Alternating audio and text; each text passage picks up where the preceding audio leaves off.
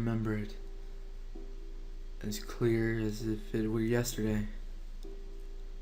Although it has been several years, back then we were all so naive, believing ourselves to be alone.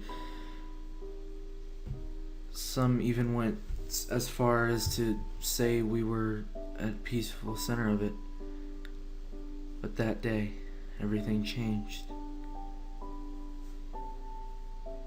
I awoke that morning to find the world just as I'd left it the day before.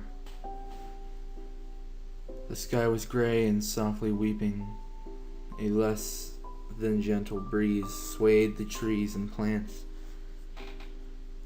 bending some to their limits but not quite breaking them. Despite the day starting as it always had, there was an uneasiness that I couldn't shake. Now, I know that most who know me would tell you that I'm slightly more paranoid than others. Slightly more paranoid than others my age, but that time it was different. The air was slightly heavier than usual. The food and drink I had for breakfast left a bitter taste in my mouth, and even the moods of the ones I called family seemed unnaturally low. It was as if the whole world, or at least the part that I lived in, could feel it coming. The heavy, suffocating atmosphere in my home threatened to drag me into the depths that my family had already been acquainted to. So I'd opt to go outside. I figured a brisk walk would help me clear my head and possibly help with the restlessness in my chest. I was fortunate to have been born in a privileged family. Our home was rather large. The area behind it, which some might call a garden, but I like to call it our forest, was my standard refuge when I wanted to escape from the house. When I wanted to escape from the house, this was where I went.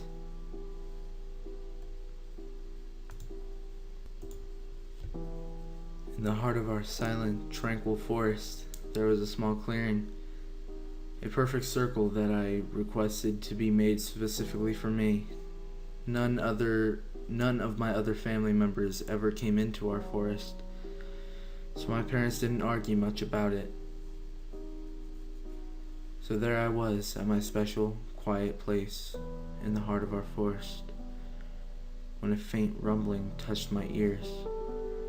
I turned, thinking that perhaps an animal had made it into the confines of our land. But the forest was as deadly silent as it has always been. The rumbling, still barely intelligible, sounded again, and I finally noticed that it came from the thick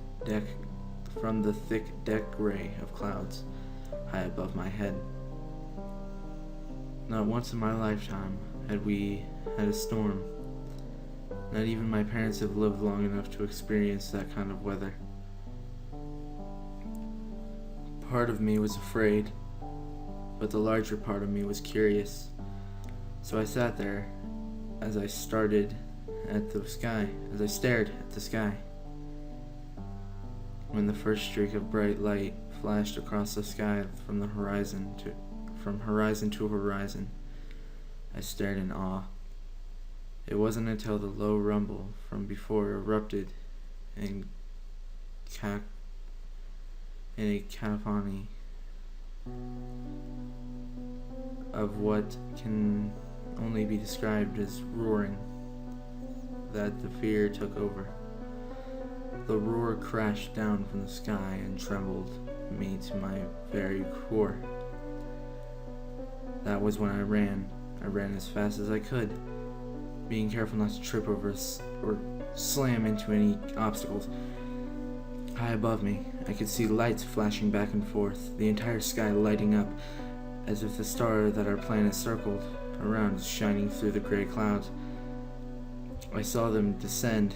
Strange metal objects coated in fire broke through the gray canvas of the sky, and in the distance I could hear them crashing into the ground. When I finally reached the border of our forest, a gigantic metal contraption had nestled itself into a clear area of our garden. Its coating of fire had already dissipated, but it still smoldered as if it had been touched by the fires of my darkest nightmares.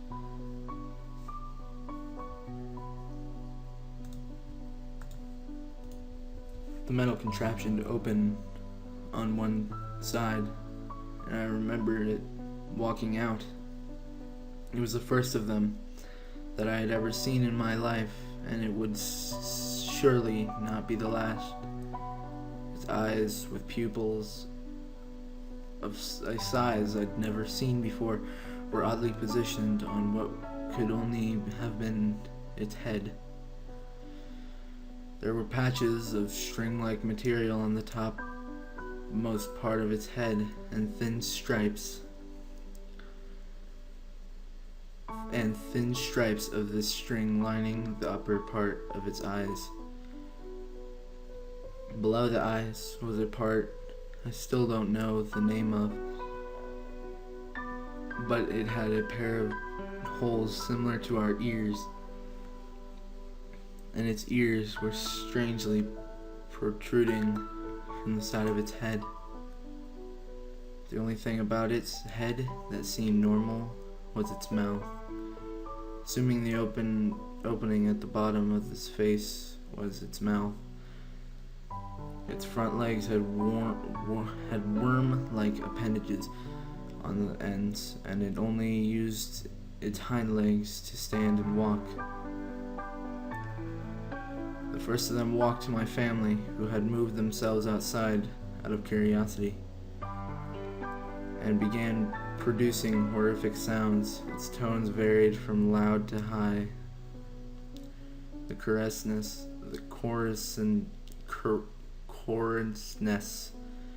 of it nearly made my ears bleed. I could see my family grab the side of their heads and scream in agony. The thing seemed to be shocked or startled, and their front legs grabbed something from their backs, pointing whatever it was at my family.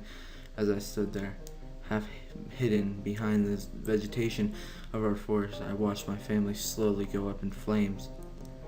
Their terrified screeching filled what was left of my ears and saturated me with numbness. The numbness saved my life because it clenched my lungs and stopped me from screaming.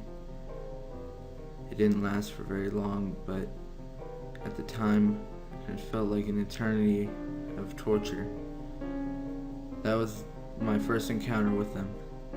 This vicious bipedal species had long since taken over our world, and even today their ships still rain from the sky.